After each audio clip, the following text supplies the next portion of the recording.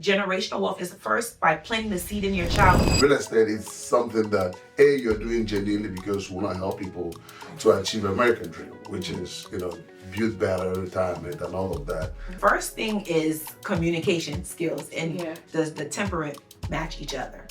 Is this somebody who you can talk to, that you feel comfortable talking to, sharing things with? Is this somebody who you trust? Above all is knowledge. Because if they don't have that knowledge, they will fail that knowledge. They'll do away with it. So generational wealth is awesome.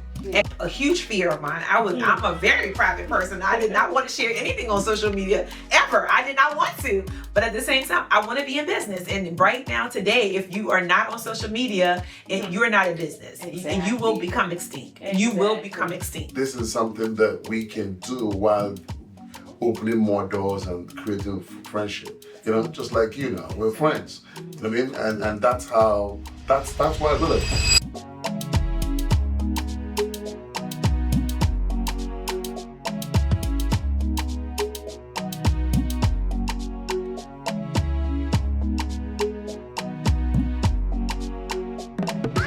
Hey beautiful people, it's your girl Rennie and you're welcome back to another episode of your show, The Unshelved Dreams. And today I have the amazing couple, the amazing realtor couple in the person of Dr. Billy Okoye and Mrs. Matene Okoye on the show with us today. And they are such an amazing couple. I came across Matene a couple of months back and it's been amazing from there. They own sold on real estate company, and they also own Autograph Solar company together. They have a combined experience of over 20 years in the real estate industry. Isn't that beautiful? And they are still going to do amazing. In fact, they are still doing amazing things, and I believe they're still going to do so many more. So welcome to the show, Dr. Billy and Matene. Thank you. You guys look so beautiful. Thank you. You're beautiful too. I am so excited to be having this conversation with you guys today, and it's a whole lot that I really want to learn from you, and I hope we're able to get through all of it today. So I'm going to speak to Dr. Billy first, and I'm going to go back to Africa the way we say it in Africa. How we just tell people our markets. And you guys, before you kill me, I know that Africa is not a country, and I know that Nigeria is not Africa. I say that because my beautiful sister here, Matene Okoye, she is from Liberia, Monrovia, Liberia, and out of the goodness of her heart, she's been able to give herself a dedication, a beautiful mind, and an excellent contribution and love in the person of a wife to my brother here, Dr. Billy Okoye, and they've been married for more than 10 years, right? And they have amazing children. So that is why I said Africa. So our markets, Dr. Billy and Matene. Hello everyone. Happy to be here. Renee, we are happy to be with you. And today it's about openness, which is kind of pour it out and tell you guys how it is. How is market day now? Pushing the market. We're helping people achieve the American dream. That's about it, basically. Investing better. Oh, great. And Matene, our markets. Sorry, Well, that's good. Life is good. We are balancing having a business and also having a home as well. So it's just been an interesting dynamic. And so we're grateful to be here, kind of share anything that we can do to help other people. And also we want to kind of learn from you as well and enjoy the conversation. Awesome. So I know there's IT, there's what other careers are out there? There's medical. IT, there's medical. There is, you can be a surgeon, you can be a pilot, you can actually even be tendering to animals and, people and all that. But why real estate? Why real estate? Well, real estate for us, it's been a door opener. We are people's presence. We love people. We love to create relationships. So we figured real estate is something that you're doing genuinely because you want to help people to achieve American dream, which is build better retirement and all of that, and create generational wealth. So we felt this is something that we can do while opening more doors and creating friendship. Just like we're friends. I mean, and that's why real estate. And not to say that it's not lucrative. It's been lucrative, thank God. Fantastic. I mean, I can see that. You guys look beautiful. You look like money and more anyone. So, so you talked something about building generational wealth and all, right? There's a lot of conversation. I want to answer that question too. Okay, you go on. I want to. So why real estate? Why real estate? Yeah, that's true. Why real estate? Yeah, so for me, like I have a background in advertising, marketing, and communication, and I wanted to actually in fashion. I actually wanted to be in fashion, wanted to own a boutique, and got into real estate when I moved back to Maryland. And Billy and I have actually been in real estate for the same amount of time. However, we did not meet until about 13 or 14 years ago at a short sale seminar. And you guys met on the job. We met on the job. We met while we were learning, right? While we were developing ourselves. Shout out to Bank of America. Yeah. I know it wasn't a good situation learning. I mean, people in short sales and losing their homes at the time, but it was a good opportunity for us to kind of meet and we found love. Yeah. Well, I wouldn't want to say I can't say that it was love. I would say that we found when I first met my husband, who would be my husband, I just saw somebody who was very beautiful. He was very handsome, very sharp, very polished. Yeah, he was very he was focused. He was like in the front row, like he was there to learn. And it really just started as a friendship where we were kind of like talking about I was asking him about iPad because at the time I was a BlackBerry. I'm gonna date us back. I was like a BlackBerry user, and he had a the iPhone. He had the iPad. He just had it all together, and that's how we kind of started talking. We became friends, and through us. I was licensed in Virginia, and at the time he was not, and he referred me to business. And when we started working on the business together, is when we realized that we first started with a friendship, and then it developed from there.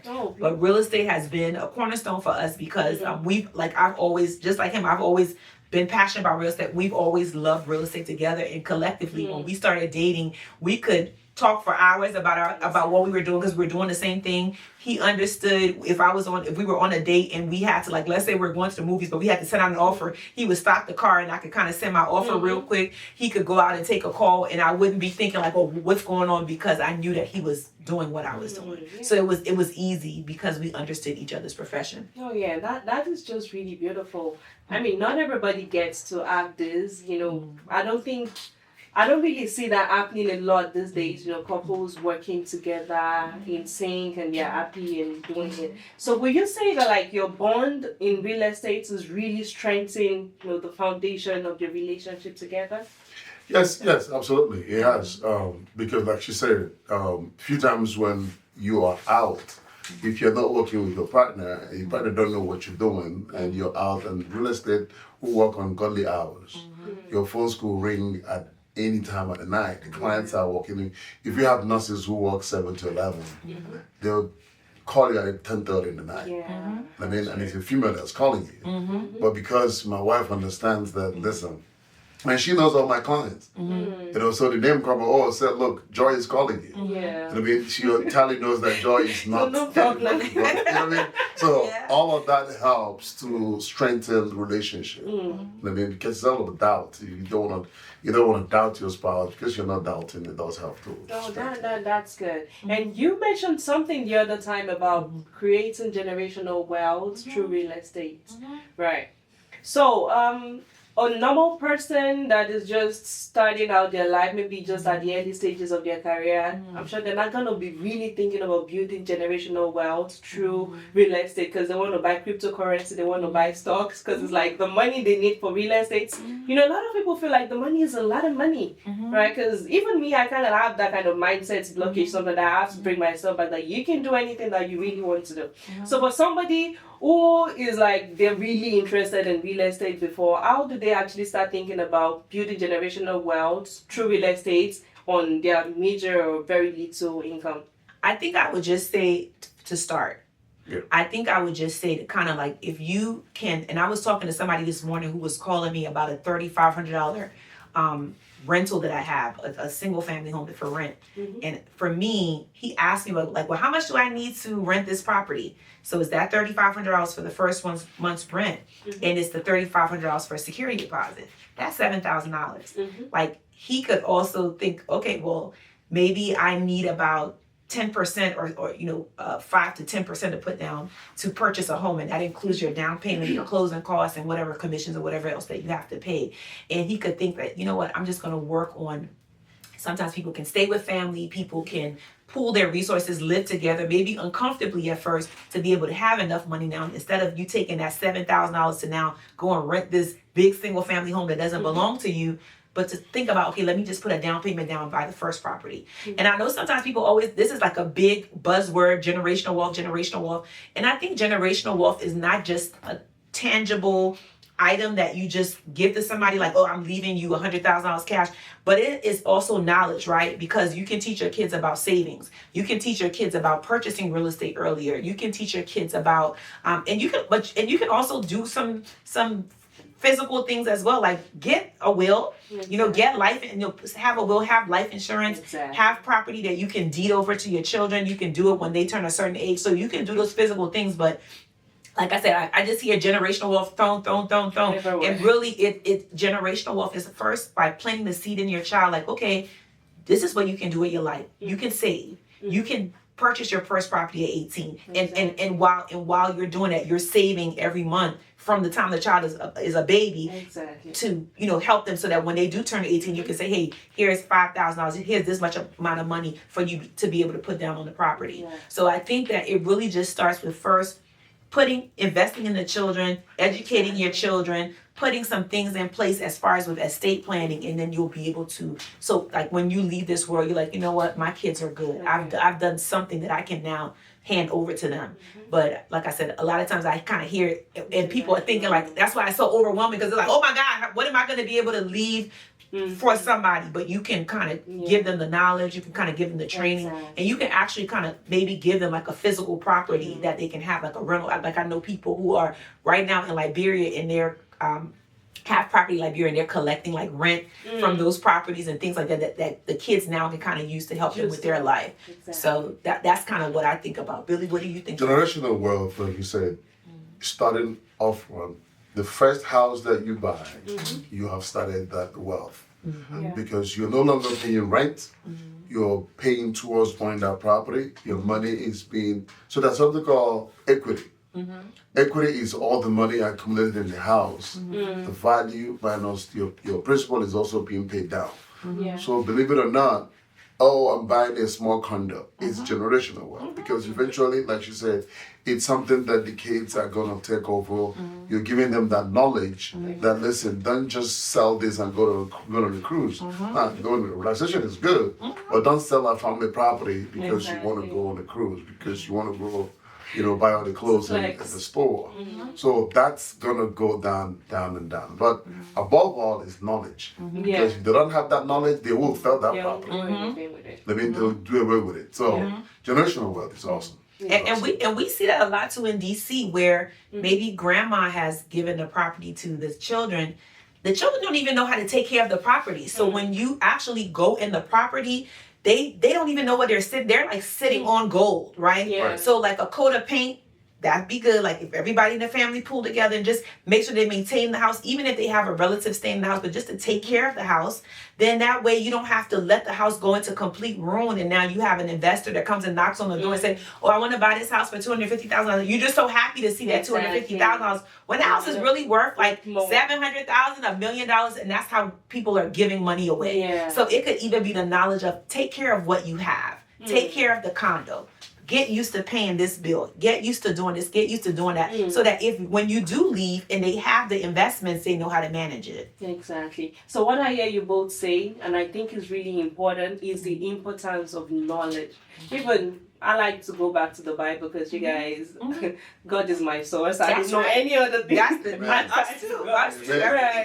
So I was listening to a talk by somebody. He said, like, for you, wisdom is the path to wealth. That's right. Right. If you don't even have wisdom, if you don't have the knowledge on how to do these things, when your opportunity even comes, you're gonna waste it, and you may not even know that your opportunity is there. That's right. So I love what we're talking about, but I want to take you guys back a little bit. So tell me about how you got into real estate actually. Like, of course, there was a time when you were actually thinking about it, like, oh, maybe I should be a barber, maybe I should own a salon, I should do this. this. So how did you just make that pivot? Like, okay, it is real estate. Real estate it is, and you've been at it for like 10 years, 20 long years.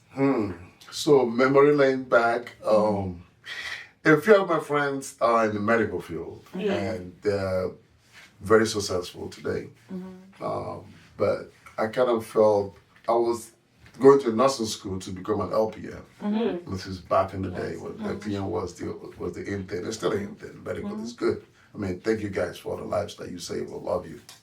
But I bowed out because. But tell them that you did do that. Tell them what you, because they want to know where you started from, so that they know that they can do it too. Yeah. So back in the day, memory lane, kind of was in the medical field. When I got to America, I did that a lot of work. Worked in a nursing home, did the CNA thing. Never give up your hopes, never give up. Where you're going, where your dreams are. Did the CNA, walked Baltimore. Can't remember the name of the hospitals now, but it's been a year. But went to UDC for LPN to become an LPN.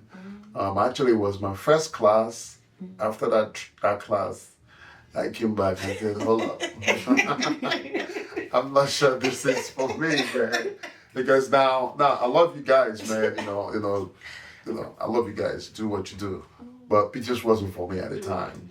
So I found a real estate school, and I said, and I had just bought my first house. And I looked at the real estate agent, how quickly it was under two weeks. He made a settlement check, and we got to the settlement table, like, dude. And the thing that they passed on his settlement check right in front of me, they gave it to me to give to him. So, I gotta look. So I'm like, well, $5,000. It's like from 1 week and 2 weeks. Yeah. I'm like, I must be in the wrong game. Yeah. But I went, did the class. It was a night class. So I'll go to my LPN school at night. I'll go and find time to go to my real estate school. And then, boom, that first class, I gave it up. And that's how it is. So I took my classes. And today, I started doing real estate. And that's been since... Wow. Back when? 2004? So you literally dropped out. Yeah. Yeah, I kind of dropped out. Yeah, so it called me a dropout. Yeah. Millionaires are dropouts. So what are we talking about? So that's it. And I've made a ton of friends being a realtor. More than I would have made being a nurse. You know what I mean? So, but again, I give it up for you guys. You guys save lives. If we're sick today, we'll come to you. So thank you. But if you want to buy a house, you know what to do. Exactly. Exactly, that's right. And they're gonna get you the best deal, and they help you to buy home with a peace of mind. That's right. So Matene, did you want to say anything about how you got into real estate? Yeah, my journey to real estate is I have my degree in fashion and business. So that was my goal, to kind of be a buyer. I moved to New York and I stayed there for a number of years, and I didn't quite work. I worked at Calvin Klein Jeans and worked at L'Oreal. And I realized, but I didn't like the lifestyle of New York. I knew I wanted to move back to Maryland. And even when I was in New York, I was fascinated with real estate and what real estate agents did. And I want to take it all the way back to when I first came to America. I want to take it all the way back to when I first came to America. And I remember us, I was at my grandfather's in Germantown and going into an open house. I didn't know it was an open house there, but I just knew I went in a space, and the lady was really nice. And it was actually, she was at the company that I first started working with at Weicker Realtors. It was like yellow, and she had the balloons, and she had cookies, and she was nice to us, and she let us tour the place. And I was like, wow, this is very nice. And she was very, very nice. And that was like a very heartwarming impression I had.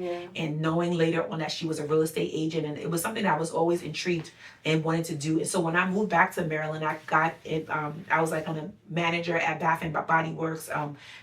In the fashion field, but Bath in retail, you're like, as a manager, you're like working weekends, you're working all the time, even though you do that in real estate. I didn't know that, but I was like, I need more control over my time. So I went ahead and one of my girlfriends, I was at her house, and she was like, I saw her real estate agent picture on her refrigerator, and she was like, Matene, I really think that you can do this. I really think that you can do this. And she actually was my first client. She was like, I'm thinking about selling my house. So if you get your license, I will let you sell my house. And guess what? I went and got my license. Wow. Now, both, and I want to say this because a lot of people hear these stories and they just think that, oh my God, I'm just going to get into real estate, kind of like what he saw and what I did. But I believe that if somebody is really considering getting into real estate, they're going to need to consider the ups and the downs. Because like that first year, yeah, my girlfriend and her husband, they were my first client, but they were my only client. And then the next year, I think I had like 4 clients. And then the next year, and that's how it started kind of growing from there. So some people get in and they're very successful. Some people get in and they're not. Another thing that people should understand about real estate is that this is one of the only professions where if you don't go to settlement, you don't get paid. So you can work with somebody for a year. You can work with somebody for 6 months. You can work with somebody for 3 years. And unless you go to they go to settlement and you have an agreement in place where they're going to pay you, you're not going to get paid. Oh, okay. So sometimes it can be. Sometimes you're paying out. Yes, you're paying out because you're paying for gas. You're paying for like the time. Imagine, and even for me, it became more clear. Like once I started having children, like leaving out of my house to go and show a house or to list the house and do all these things, and then maybe right before settlement, you find out the person's loan got denied because they went and opened up an account they had no business opening up. So some things you can control, but some things in real estate you cannot control. So those variables over the years have been something that we've had to kind of like learn how to like manage our expectations and kind of like to deal with. But overall, I wouldn't change anything. We're both celebrating like 20 years in real estate now, and going and learning and growing, and I wouldn't change the journey for anything. Wow, that's good. So what I hear from the two of you is before you decide that you want to do something, there has to be a motive, right? A lot of people, they ask them, why do you do what you do? Then they start telling people about, oh, my grandparents is this. I'm like, first and foremost, people need money. In the case of Dr. Billy, he said he saw the check of $5,000 being paid to somebody, and he's like, this is just something of a job you did in 2 weeks. And this is like way back about 10 years ago, right? And now we're talking, I imagine what you guys are making right now. But again, it varies because you have, and that's what I want people to understand about real estate. Correct. There are months that you will have a good check. Exactly. And then there are months you might not make a check for 2 months. Or 3 months, and it's not because you're not hustling and making the calls and talking, but the market might be tight when interest rates are like everything that affects the average person, whether it's the gas prices are high or whether it's the interest rates are high, whether it's people are losing jobs, it's going to affect somebody in real estate as well because you're self-employed. Oh, wow. And your funding is contingent on this other person's situation. So. Great. What that just tells me is, as you're making the money, make sure you're putting something away. You're saving, you're investing in something. Not just say that, because the money is come, any money, you just go ahead and blow it. No. Go to parties and start buying Gucci and all these expensive things you don't need. Have some contingency planning. Yeah, please. Have some contingency planning. Exactly. And in the case of Matene, you said something about your friend actually telling you can do this. You need people in your life that speak life to you. That's right. In fact, during this podcast, Matene was one of the people like, oh girl, you can do it. Let's go for it. Yeah, she was doing that all the time. And she even offered me your space, Home and Admin LLC. They also have like this space that they rent out to creators and people to do things. She told me, you can come ahead, come, let's do this. She was so supportive. So as you're also going through life, you need good network, good people in your life who can actually steer you on the path. Because sometimes you might not even see what you're supposed to be doing. Your friend saw something in you and she's like, Matene, you can do this. You can do it. And honestly, I have that concept that you're speaking about. I really heard it from like Funke Felix Adijimo. Because I love her. She's a Nigerian pastor. What she said is that she talked about the importance of having a helper, having somebody who like is just speaking for you in rooms that you're not in, somebody who's like your advocate, somebody who like they care about you, they want you to succeed. And also, well, how do you get this helper? How do you get this person who's gonna be your cheerleader? You have to give that same energy out there. And sometimes we can give that energy out there and we might not get it back. But then there's somebody you're going to give the energy out there, and you gave the energy right back to me, and I'm like, okay, so this is my person here. You see, so you'll give the energy out, and some people will abuse the energy, or some people won't respond well to it, and some people will give it back to you, and that's how you know, okay, this is my person. This is who I need to be with right now. So just really getting in your circle some helpers. Yeah, people who can help you with, because mothers, people who can help us with the kids, people who can help us, with just different things. Just who is our support system. Those are very important in your success. Yeah, that's just like me this morning. We're coming to do a podcast, and my babysitter's like, I got a high fever, I can't do this, I am really sorry. And I know that this person genuinely never ever does that. Right? And the next one, like, who do I call? My mom-in-law is busy, everybody is busy. I'm like, big sis. Yeah. And she's not even my sister by blood. I only met her at my job, my former job, and we got so close. She's like, I'm like, I have a situation, I'm going to do this podcast, and my son, what do I do? She's like, bring him over, but I gotta go to the car shop. I'm like, okay, what do we do? She's like, I can go another time. That's right. And people that are willing to push things over for you just so they can help you, you need those people in your life, and that is really important. And that makes me really happy that we actually ended up talking about, even though we didn't even plan to go deep into this things. But you said something about settlement day the other time, because I'm not into real estate, So what is settlement day? What goes on? When, as a realtor, what are you thinking about on settlement day? And what leads to settlement day? Settlement day is actually the last day. That's when you get your keys. But we'll go back to what happened. How do you even get there? You need a house. You want a house. You know what I mean? And then you do the first thing, which is reach out to your realtor. Make sure, again, you have to read the reviews and check out the agent. Not every agent is going to help you genuinely, or some people are just there to just get a paycheck. So you want to look at the agent who's going to truthfully work with you, sign a buy agency agreement. You guys have an agreement. Agreement is, this is what I'm going to do, this is what you're going to do. So once we establish that relationship, then we will start working together, start looking at homes, look out for you.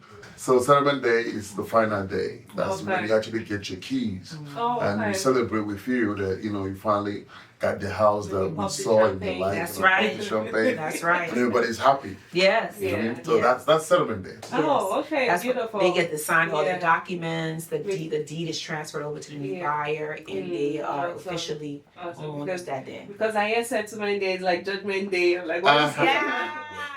So in other words, it's called the closing day. Closing day. Yeah, I guess that's what. Now I understand that one. Closing day. So I remember we were talking about the settlement day, and you talked about something relating to the realtor and all. And I remember you guys, they have a book together, and it's called Navigating Home Buying Process. Yeah, so I went through a couple of chapters, and I see something that you talked about, the credentials to look for in a realtor, right? I want to buy a house. What are the things I should be looking for in my realtor? And you mentioned a couple of things. Can you just share with us briefly?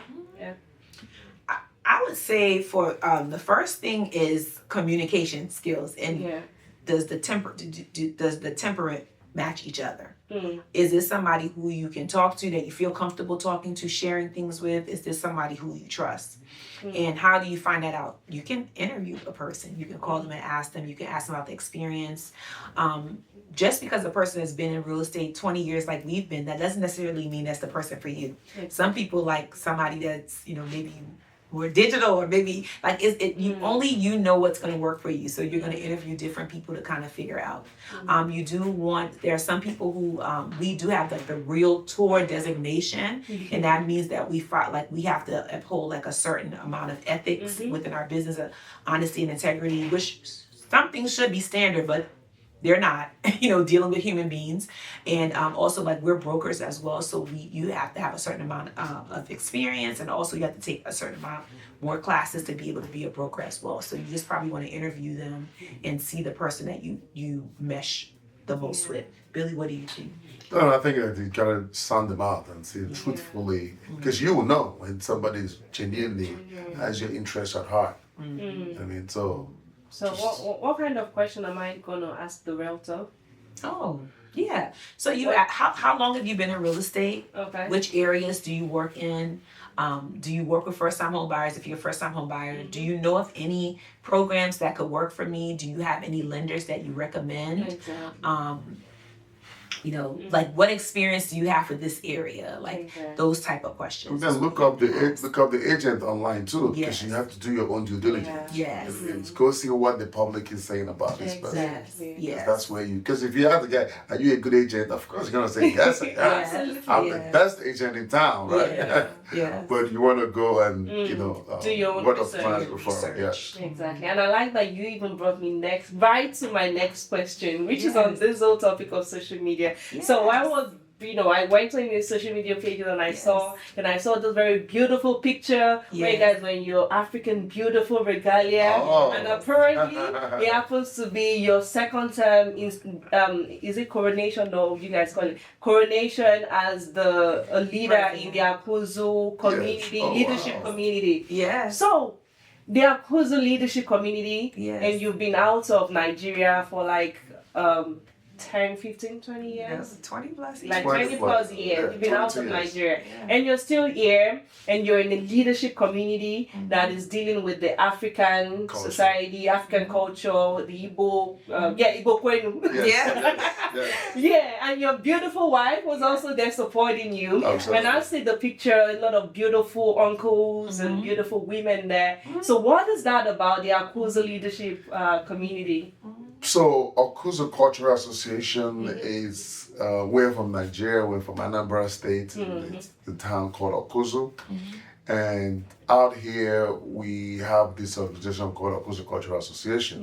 So that we can uphold culture, just remembering the people back home and raising funds, not just enjoying America, but also reaching out and lending that helping hand to the folks who are back home. So it's an organization that was started in 2000 in Atlanta. Wow. Today, we had a annual convention that we do every year. So when we held the one in Maryland, I was elected the president. Of course. And, and my wife and I, we kind of, help with other people in Maryland to host all the Okuzu people here in America. And just 2 weekends ago, we had the convention in Atlanta where we were supposed to hand over to the new administration.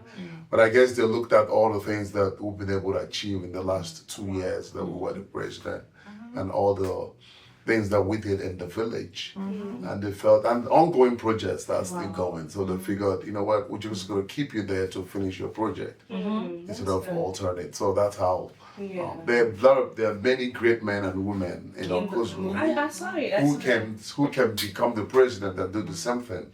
But for whatever reason, they felt that my wife she's doing a great job with AFG. We have a youth wing of that organization called Okuzu Future Generation.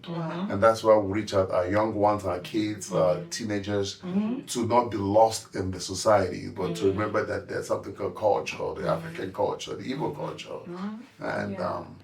And my wife was very instrumental in taking them out to the aquarium. You want to tell them about the aquarium? Yeah, Okuzu, the Cultural Association, it really means a lot because I think a lot of people I'm going to say this because when we all wore matching shirts, like when we went to the aquarium and somebody was in the elevator when we came down the elevator and he said, wow, I really admire this. This is kind of like family reunion. We don't do this anymore. So a lot of the kids don't really know who they are, where they come from. They don't really have aunties, uncles telling them what to do, and they're just kind of running wild, right? So he's saying, for Okuzu Future Generation, we have the young kids coming in, they have all their little outfits and you put on a shirt because we're all one here. And there's a certain way that you're going to behave when you know your auntie, who's like your mommy, is there, right? And I really, really love it because our kids are growing up together. So this time around, we went to the aquarium, we came back, we'll have something to eat together. The kids, they play charades together. So even the little one, like you said, even our 5-year-old was playing. She knows she's from Okuzu and she's proud to be from Okuzu. She's proud. They're proud to be Nigerian. And sometimes we have to tell them, you're Liberian too, and American, but they are proud Nigerians. they eat the food, because at the convention we'll have the food, so they'll eat the local food, so they eat the food. They'll try out all the different foods when we have the dinner. Good. So they're really exposed to where they come from, and they're proud of it. So I think that's what I really, really love about the culture and about Okozu, is that, and they're committed. They do this every single year. We come together. Please invite me to the next one. The next one I think is in Ohio. So we're headed to Ohio. We're headed to Ohio. Yeah, and on that bus ride, when we're going to the when we go to the aquarium with the future generation, because they're having their meetings and they're doing all their things at that time. But we're going to the aquarium with the children. We have a historian. I don't know what's the name. Yeah, Mrs. Weekend. Yes, she's like in the bus, and she's teaching the kids Okozu. The native language. She's like testing them with the Igbo language. She's talking about Okozu. She's giving them a lot of history, and they're getting it. They know Igbo. They're learning it, and they're like giving them different prizes, and they know certain things. So it encourages them to embrace and know their culture. I mean, we're African and we know it, so we're not like, even though we live in America and we are committed to our community here, we also are committed to our community in Africa as well. Yeah, that is so beautiful, because a lot of people, I hear this thing, they say whatever riches, whatever good thing you have in your life right now is not just for you alone, right? No. You need to find that avenue to make yourself, the goodness in you, to flow out to other people. And I see that is what you guys are doing, and I want to believe that is why God keeps blessing you, and you will continue to. Amen. And the fact that you're also upholding the culture as well, because a lot of children here in America, they're from Nigeria, they're from different parts of the world, but they don't know, because the parents, we are all busy, and this is not to throw shades on anybody. People are busy, people are trying to get things together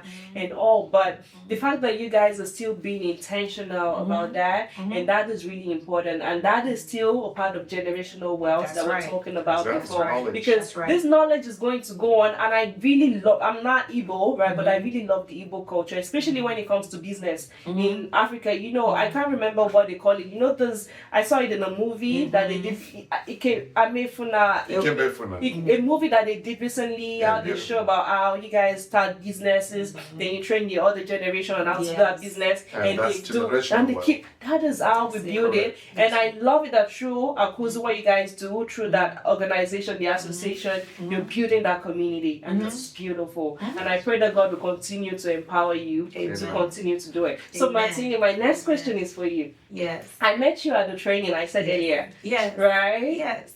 Shout out to Mario Tapuri. Yeah. He's our coach in a way.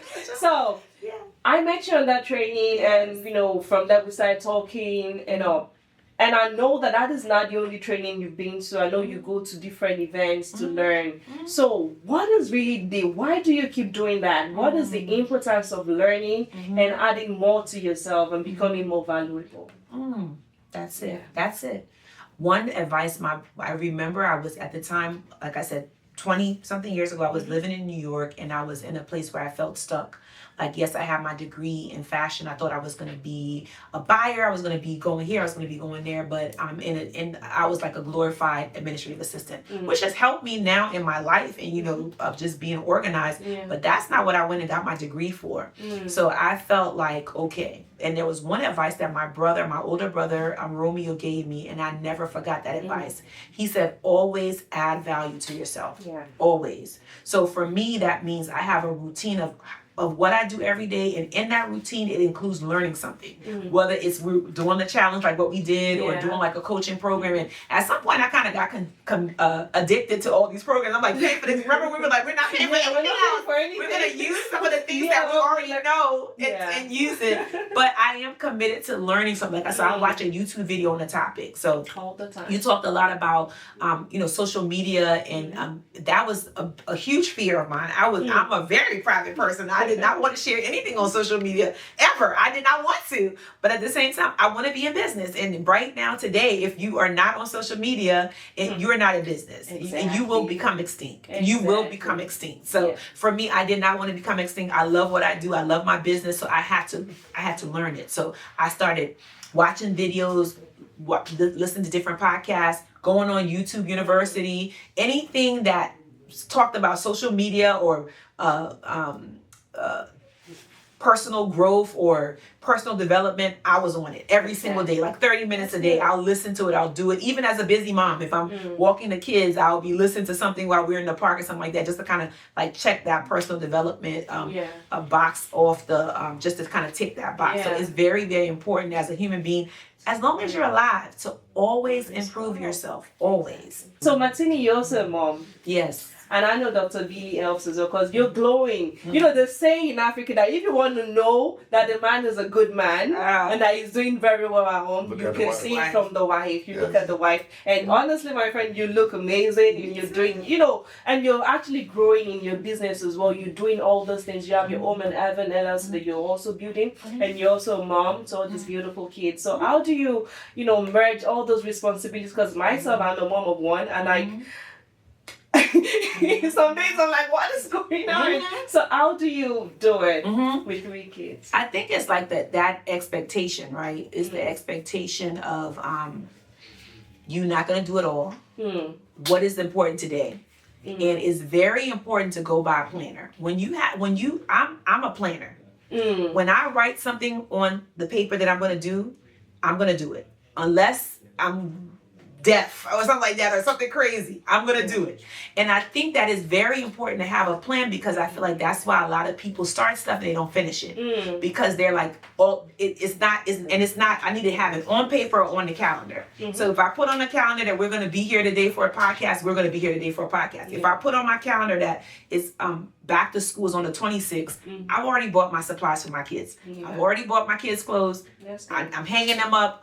I have to, because I know that I have so many responsibilities. I need to be ahead, and I'm going to tell, you know, we have a new mom around here, and I'm going to tell, and I'm going to say it. You have to plan ahead. So like planning ahead for me is on Sunday. It could be batch cooking, because guess what? That was something when I got married that I didn't know that everybody was depending on me to eat. I'm like, what? I'm struggling with that. What's for dinner? I'm like, what's for dinner? Because when you're dating, you're going to all the restaurants. You're like having a blast, right? You're like, he's taking you out, and you know, you're going out, you're doing all these things, and then you get married. You're like, okay, what we eating? I'm like, what are we eating? What are we eating? And that's when you know you married to an evil man, right? Because it's like, what are we eating? That's your responsibility. So for me, when the reality of the situation hit me, I'm like, okay, so I'm married. And my husband expects to eat. You know, I mean, everybody in this house expects to eat, and I'm the person that's supposed to do it. So what am I going to do? I can batch cook. I'm going to find out. I'm going to learn what type of things does he like to eat. Now, do I cook egusi and everything like that? I do not do that. Because guess what? There are people who can do it better than me. Exactly. So you know what I'll do? I'm going to order the egusi. I'm going to get my little containers from Costco. I'm going to put them in their section, and I'm going to freeze them. Put it in the freezer.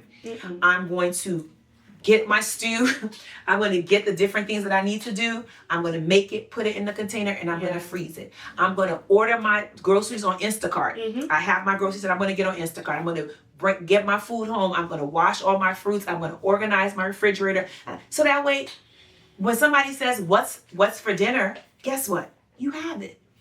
You have it, and you're not like trying to figure it out. If the laundry, if the laundry is too much, guess what? They have laundry services that will come right to your house, pick up your laundry, take it, wash it, fold it, and bring it back. And all you have to do is have a system. Once you get it back in the house, put it up. So you have to figure out we talked about helpers.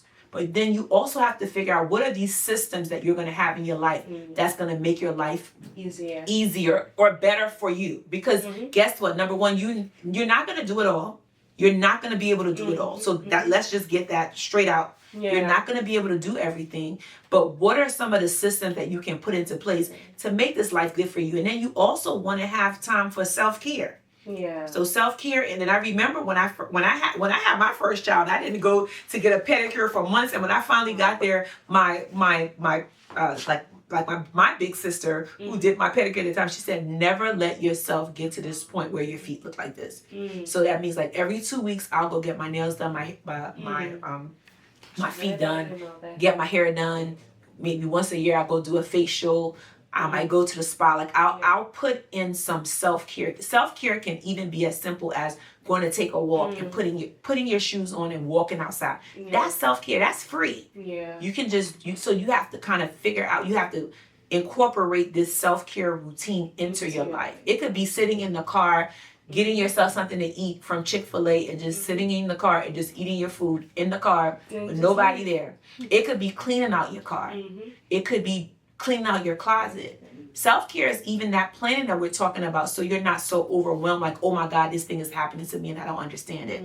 So that is how I'm not gonna say it's a balance, but that's how I manage my life, or I plan my life out. I prioritize what's important today, and I try to look ahead on my schedule and try to kind of get some things done before that time. Awesome. Thank you for that detailed response, and that's so good. I'm really going to be implementing some things that you said. Right. So we're coming to the end of the conversation, but I just gotta. Do you want to say something? Yeah, I gotta throw in something real quick. No. You know, there's an old saying that behind every successful man, there's a woman, right? Yeah.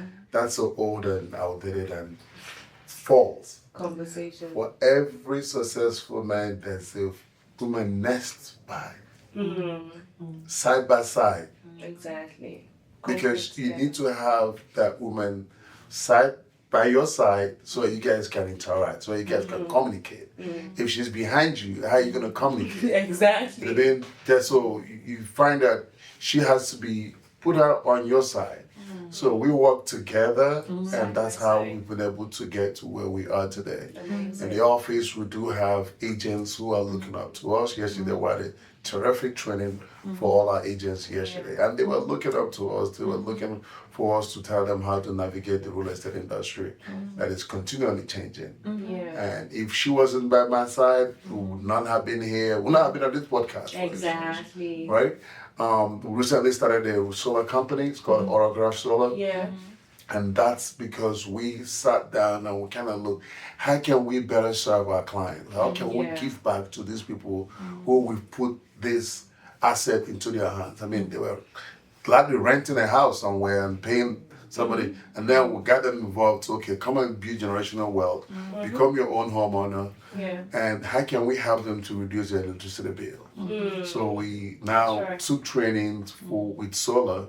Now we're able to bring their energy supply down, and they can save from it. And a ton of incentives from the government where they can get money back from the government. Information is power. If we don't bring this information to our people, they don't know it. Exactly. So that's how we have been able to work together and to give back to our society. Yeah, awesome. Yeah, that's good. And like I said, you keep bringing me to my final question, bringing me back to my question. So I know about Married and Realtor. So I know about that platform you guys are building. Yes. So are we expecting like a Netflix show soon?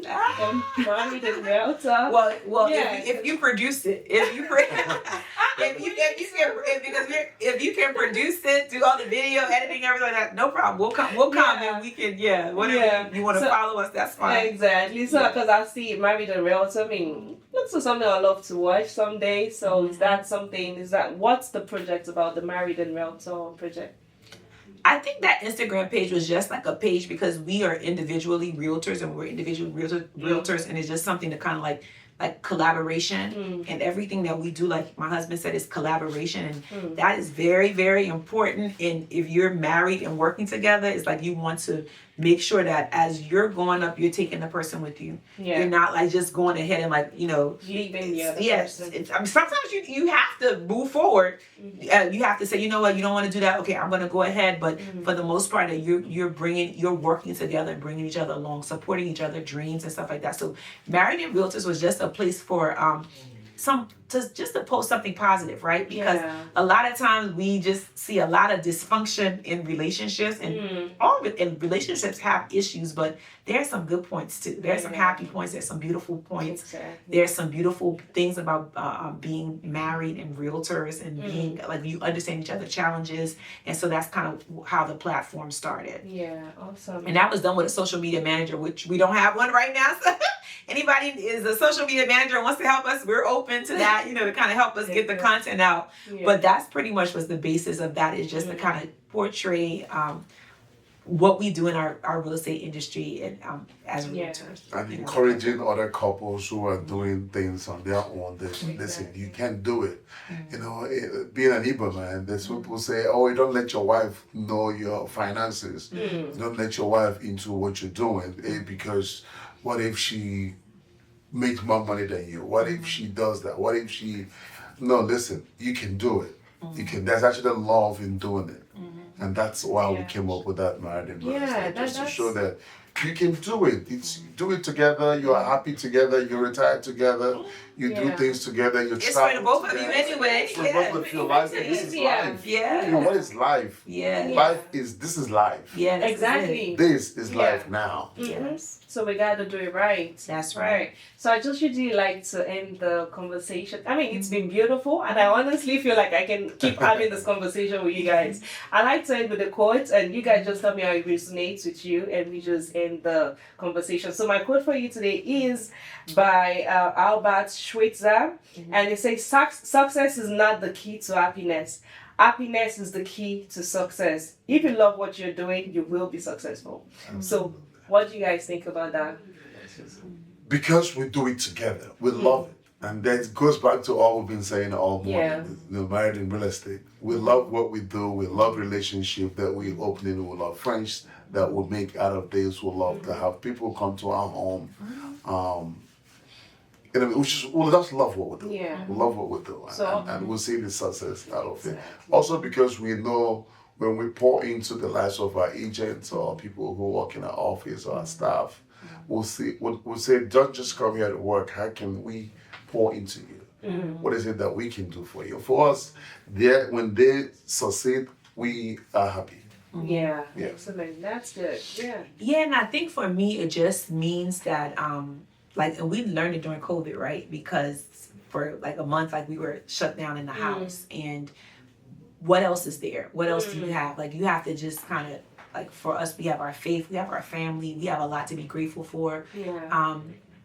And another thing I'm seeing is that idea of looking on Instagram, well, this person's successful, but that's happiness. No, what is important to you? What's happy? Like, really, I'm encouraging people to really take the time to kind of get to know themselves.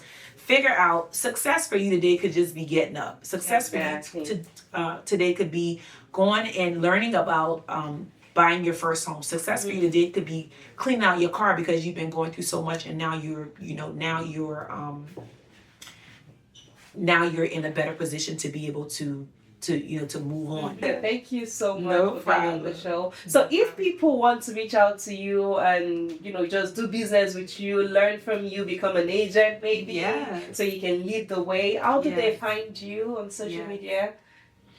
The Okoyes at sold100.com. Yeah. Email. Okay. Email. Both of us were online. Matene Okoye, Billy Okoye. The company is Soul 100 Real Estate. All right. And on our real estate handles, I think you're at Billy Okoye, and I'm at Realtor Matene Okoye. Realtor Billy Okoye. And Realtor Matene Okoye. Yeah. So anyway, we're gonna leave everything in the show notes. Yes. So I just really want to thank you guys so much profoundly for taking the time to be on the show today to just pour into us and share with us your experience and all that you know. And I really can't wait to have another conversation with you in the other episodes, in the other seasons and all. Yeah, it's been a really beautiful time. Congratulations to you. Thank you very much. Thank you. All the best. Thanks for having us. Thank you so much. Thank you guys so much for watching the video today. And if you really enjoyed the conversation, please make sure you subscribe, you like, and share with your friends and family. And I'll see you guys in the next episode.